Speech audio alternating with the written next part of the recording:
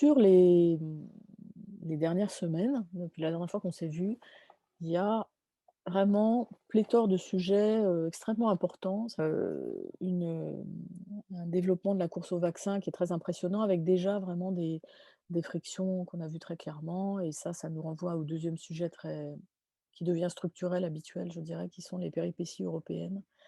Les la question du Brexit et le début de l'antagonisme, en fait, entre le Royaume-Uni et le reste de l'Union européenne, qui va, se nouer probablement de manière, assez dure sur quelques sujets, économiques, sur ces sujets de santé, et ça, il est clair que ça sera des sujets qui seront toujours présents, donc on pourra toujours les traiter. C'est des choses très intéressantes en Inde, des émeutes, d'agriculteurs.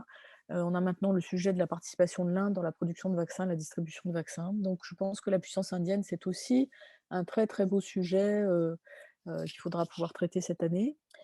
Il y a un sujet dont j'aurais aimé parler, mais qui vous paraît peut-être marginal, mais qui reviendra sous une autre forme plus tard, c'est la démission de Jeff Bezos, le patron d'Amazon, donc la démission surprise, qui est, je pense, un vrai sujet de relations internationales à creuser, parce que là, on a une compagnie qui est au sommet de sa réussite économique. Alors on peut se dire qu'on atteint un plateau, mais il est probable que ce qui arrête Jeff Bezos, à part cette idée qu'on doit avoir une deuxième vie, un patron qui a beaucoup réussi doit ensuite trouver un sens différent à ses activités, que peut-être il s'oriente vers une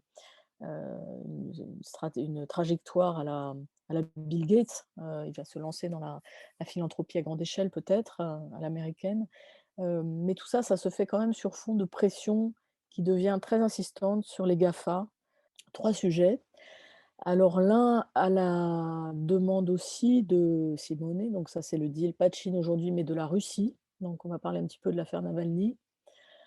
Le deuxième sujet, c'est le coup d'État en Birmanie. Et puis il y a un troisième sujet que je vais traiter qui est un peu un pas de côté, mais qui va vous montrer, comment je travaille en ce moment sur certains sujets.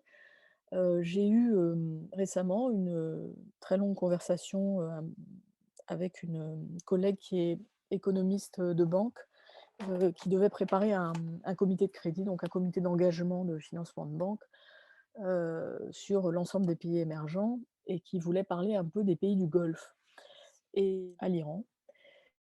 Pourquoi parler de l'Iran? Pourquoi est-ce que j'ai suggéré qu'on parle de l'Iran aujourd'hui? Parce qu'après la Chine, c'est peut-être le deuxième gros sujet sur l'agenda. Alors, si je reviens juste à mon point qui était entre le passif et l'envie, alors d'abord évidemment avec l'Iran, on a un gros passif. Alors c'est un pays qui n'a pas été, colonisé formellement, hein, l'Iran, mais c'est un pays auquel, certains pays occidentaux sont intéressés à partir du XXe siècle parce qu'on y a très vite découvert d'énormes réserves en hydrocarbures. L'Iran, c'est les 4e réserves de pétrole du monde, 2e réserve de gaz. 2e, après la Russie et avant le Qatar, ce qui explique que le Qatar soit le pays où le PNB par tête est le plus élevé du monde. En Iran, on n'en est pas là, puisque comme les sanctions empêchent, la mise en valeur de ces, ressources, ça reste finalement une espèce de réserve, de grosse cagnotte, pétrolière. C'est un peu comme l'Irak de ce point de vue-là, dans lequel on n'arrive pas à travailler non plus.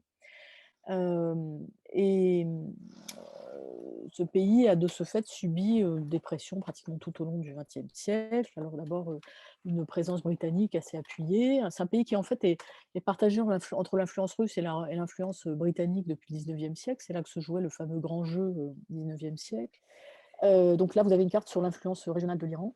Alors, ça, c'est une carte qui est extrêmement important parce que petit à petit, le contentieux avec l'Iran, qui s'est construit à partir de la révolution de 79, et s'est consolidé à travers l'avancée, d'influence iranienne, beaucoup en Irak, à la faveur de l'intervention américaine en Irak de 2003, qui a quand même détruit ce pays et qui l'a un peu mis à la merci des Iraniens.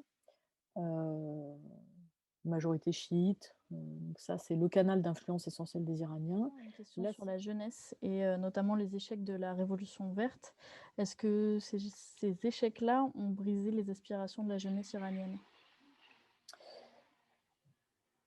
alors, je ne sais pas s'il faut raisonner complètement en termes de génération, il faut peut-être raisonner en termes de classe aussi en Iran. Ce qu'on a vu, avec les dernières émeutes très importantes en janvier 2019, c'est qu'on a eu dans plusieurs villes moyennes du pays des petites classes moyennes paupérisées qui étaient allées manifester parce que les sanctions rendent la vie, impossible.